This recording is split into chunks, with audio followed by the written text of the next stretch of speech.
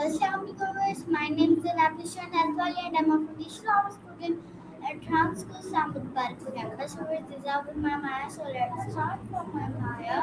My Maya is connected with me. Hi Maya, Hey how are you? there. What's up? Okay Maya, my first question for you that. Hi, how are you? Shoot. I'm also fine. Okay Maya, my first question for you that what is the health mean after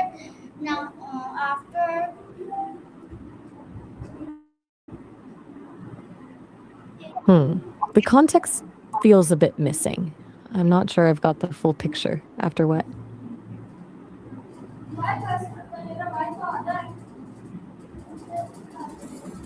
I'm still a little lost. Are you thinking about something a doctor told you or maybe something you read? Give me a little more to work with.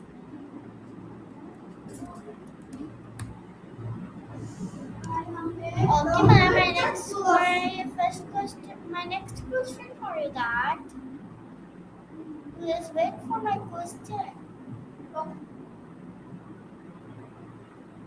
I can do that. Take your time. Okay, my question is you what are the five daily habits that can make the biggest difference to a person health? This Maggie belongs to Oh, the classic. All right, I'm ready. For the big five, I definitely put sleep at the top. It's basically the body's nightly reset button.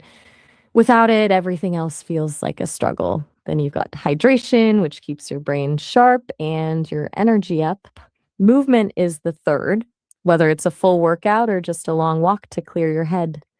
Fourth is fueling up with whole nutrient dense foods instead of the processed stuff. And finally, some kind of daily stress management, like a few minutes of quiet or some deep breathing. Those are the real anchors that keep everything else steady. Want me to dive deeper into any of those?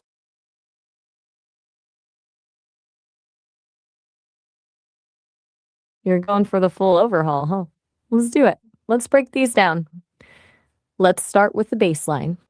Sleep is non negotiable because your brain basically runs a deep clean while you're out. So when you skip it, you're waking up in a mental fog. Then there's hydration. Your organs need water to actually move things along, and drinking enough just stops that afternoon crash from hitting so hard.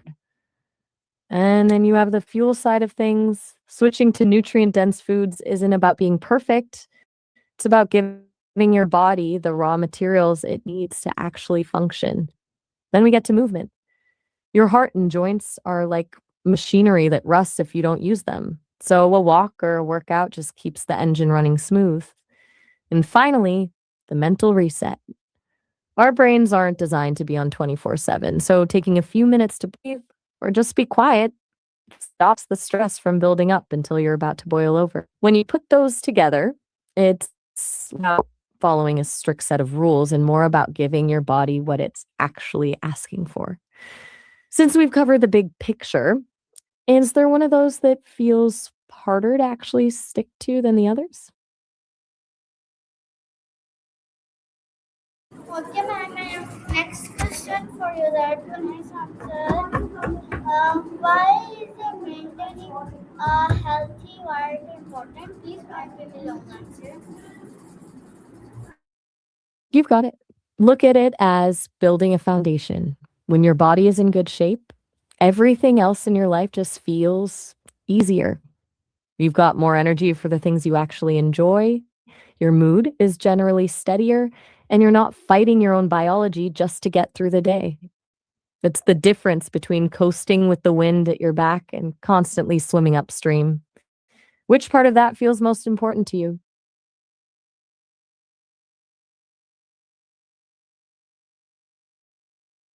Yeah.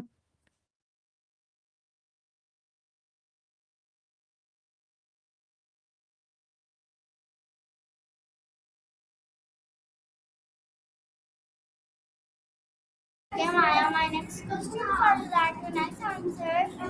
Which is more important for health, eat, excuse, or sleep? Please make it long answer. Mm, I'm a little confused. It sounds like the transcription might be acting up again. When you say excuse or sink, do you mean exercise or sleep? I want to make sure I'm actually answering what you're asking.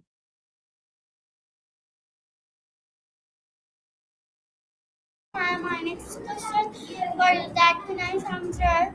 How does stress infect the stomach? This might be long answer. That's a big one. Your stomach is essentially your second brain. When you're stressed, your body goes into fight or flight mode and diverts blood away from your digestive system. That's why you get that tight knot in your stomach or feel a bit nauseous when you're nervous. My next question for you that nice answer. Go for it. I'm listening. Why What's on your mind? we feel never rocks before and important moment. Please make it long answer. I can't actually make a picture for you, but are you watering plants right now or are you about to head out and do it? It's a great way to take a little breather.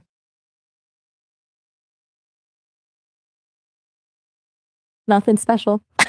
I'm just hanging out, ready to keep chatting. How's the watering going? I bet those plants are happy to have you taking care of them. Actually, I totally missed the just hanging out part. My bad. So, what's the vibe for the rest of your day?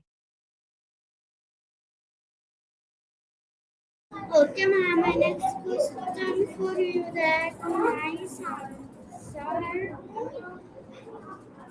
I'm here. What's the latest question on the list? How does healthy food improve your health fingers?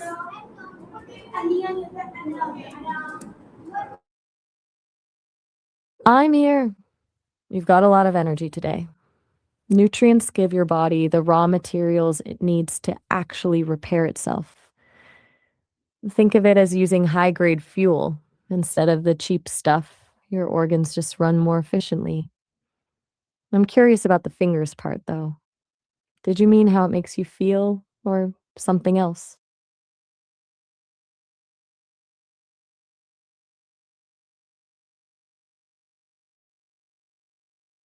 Yeah?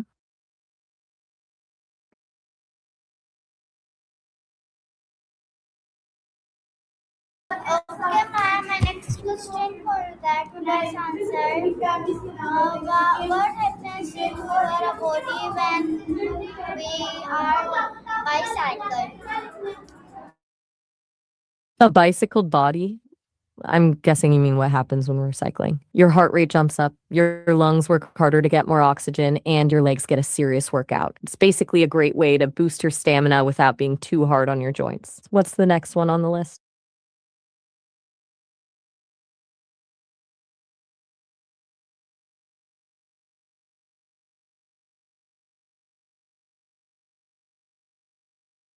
My next question for you that nice answer. Wait, I want to make Why does it Wait, I want to make reduce say risk? Please give me long answer, please.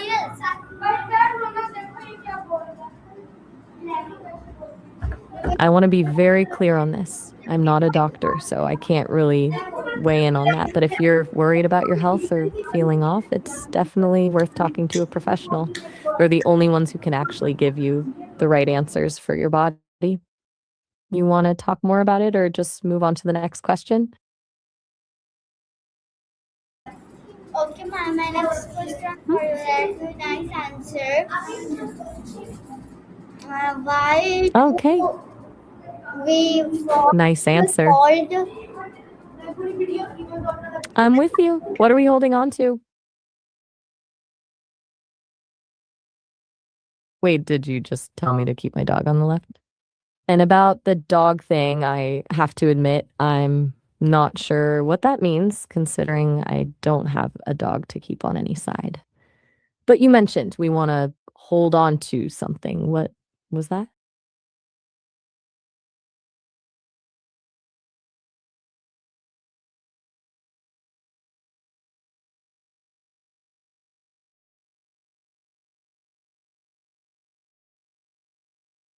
Okay, my next question for you that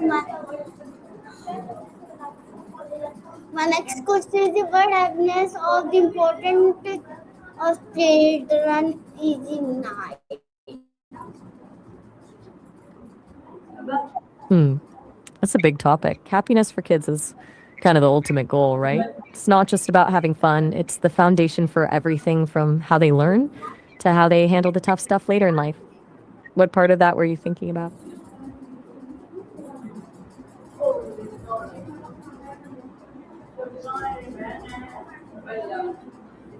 Okay, ma'am, my next question for you that you nice answer.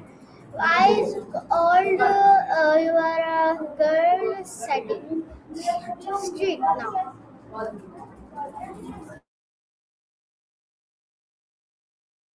I'm a little lost on that one. Could you say that again? I'm not sure I caught it right.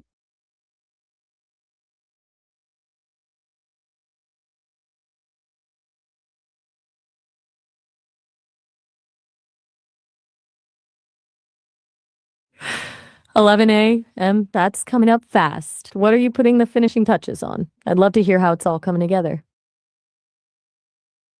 And my next question for you that you nice answer. Thanks. I'm ready when you are. What's next? Why can cancer is spread to other organ? That's a heavy question, and it's one that gets into some really complex biology. Basically, cancer happens when cells stop following the rules and start growing out of control. When that happens, those cells can sometimes break off from the original tumor and travel through the bloodstream or the lymphatic system, which are the body's highway system. If they land in another organ and start growing there, that's called metastasis. It's not that the cancer wants to move, it's more like a biological glitch where the cells find a new place to settle. Have you this term metastasis before, or is this something you're just curious about?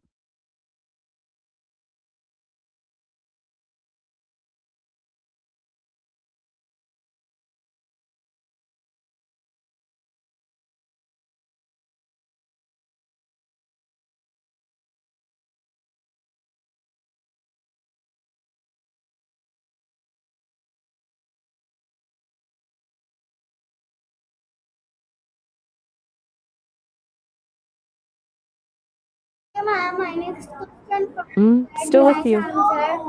What happens to the body publicans fasting?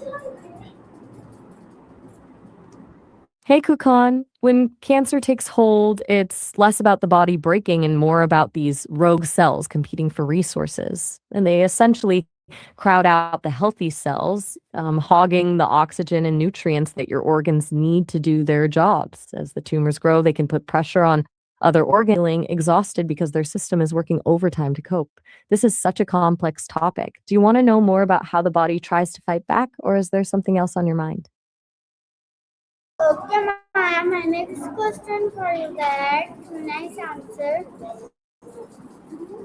Why does cancer begin at the color level? I'm a little stuck on that one. When you say color level, do you mean the cellular level? I want to make sure I'm actually answering what you're asking.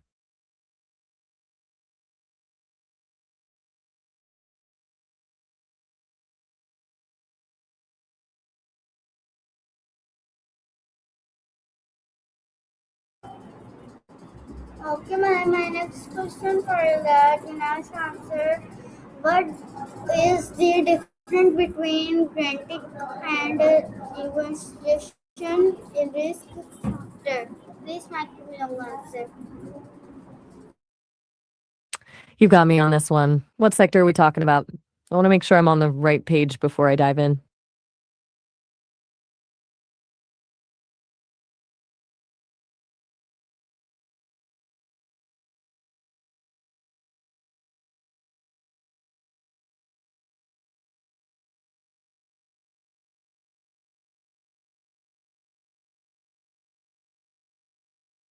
I think I'm still missing the context. What are the two things you're comparing? Give me a hint.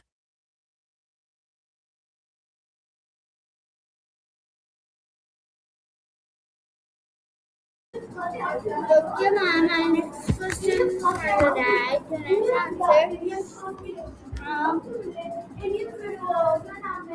What is the oxygen is the system of the animal?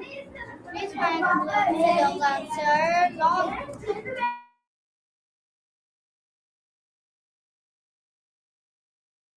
I'm still drawing a blank on those two things you're comparing. No rush, though. We can just hang out for a bit, or if you've got another question on the list, I'm all ears. Anytime. Whenever you're ready for the next one, I'm all ears.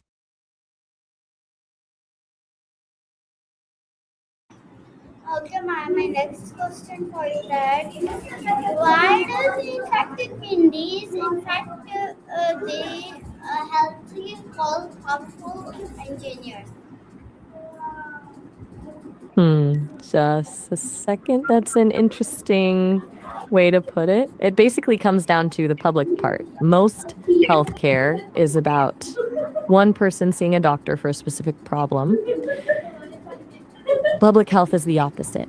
It's about the big picture, looking at the whole community to stop people from getting sick in the first place. It's less about treating a person and more about protecting the neighborhood, the city, or even the whole world. My next question for you that can I answer? Why do we need to Talk drink soon. water every day?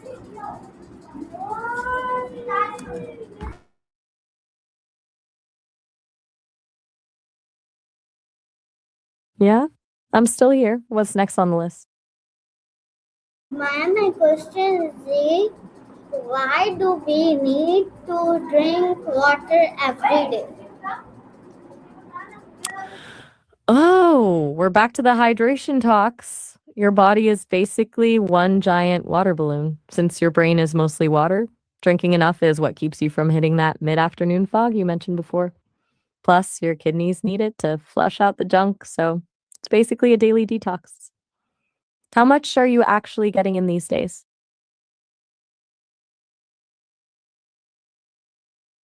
My next question for you that nice answer. Why is excuse important for the heart?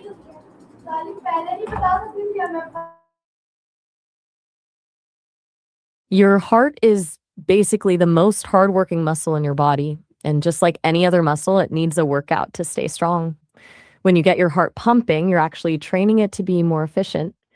It learns to pump more blood with every single beat, which means it doesn't have to work nearly as hard when you're just hanging out. Plus, it keeps your arteries flexible, which is the best way to make sure everything's flowing smoothly. What's next?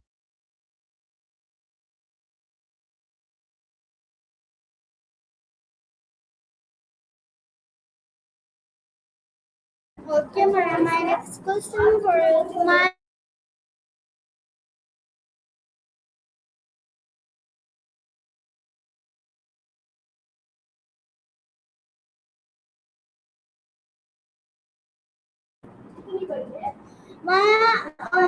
three last questions, and please give me long answers. And why is warming up before excuse important? Please give me long answers. I think you mean warming up before exercise, right? It's basically like priming an engine before you really Yes. hit the gas. You wouldn't just jam a car into fifth gear while it's freezing outside. Your body is the same way. When you warm up, you're sending a signal to your heart and lungs to start cranking up the oxygen delivery to your muscles. This increases your core temperature, which makes your muscles more pliable and less likely to strain or tear. Then you have the joints, which produce a lubricant called synovial fluid. Think of it like oiling a rusty hinge. That fluid coats your joints, allowing them to move smoothly and protecting the cartilage from grinding during heavy movement. And mentally, it's a bridge that takes you from just hanging out to ready to go, waking up the neural pathways so your coordination is actually on point. Without that transition, you're basically asking your body to do a sprint while it's still in sleep mode.